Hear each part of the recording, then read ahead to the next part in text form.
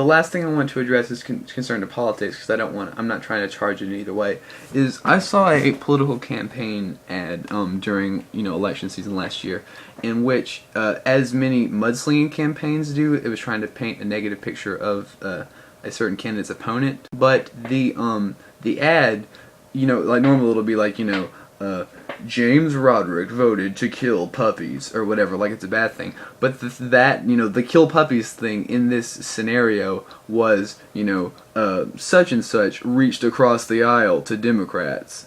In this time of, political upheaval, do we really need people reaching across the aisle? Yes, that's the nature of the democratic process. You must reach across the aisle. If there's anything I know about the political process, it's that no legislation is ever going to stay in place unless the entirety of the democratic system in all branches and all forms can learn to come together and compromise on things in order to create long-standing change. That might border on idealism, but it doesn't have to be in every aspect of the political process. I think that there's always going to be common ground, because we're all human beings, and if we can find that common ground, then we can promote positive change without having to immobilize ourselves in this super emotionally charged discourse that is present.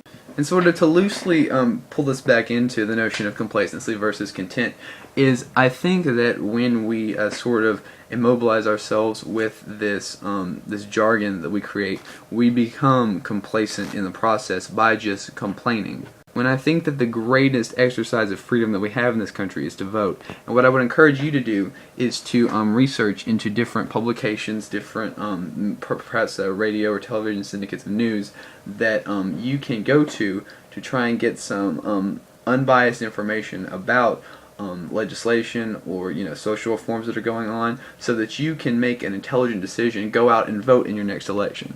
But what I need you to be careful of is that on both sides of this mountain are monsters that are trying to grab you with their biases in either direction. If you start to see a slant in either a way that you agree with or you do not agree with a certain personality or voice that you have come to trust, you should not trust that voice, because I think that even though, especially in the 24-hour news punditry that we have, there's sort of a fine line that these stations try to create between the people who report the news and the people who interpret that news. And what I think you need are people who report the news. You don't need interpreters. Interpret it yourself. And so I think that the borderline between complacency and content is defined by your mentality approaching the process, and then how you use that mentality to enact change, or perhaps you want things to stay the same. The point is that you exercise your voice, because I think in every American voice are the inklings of the Constitution and government structure that this nation was founded on. Jack, I'll see you tomorrow.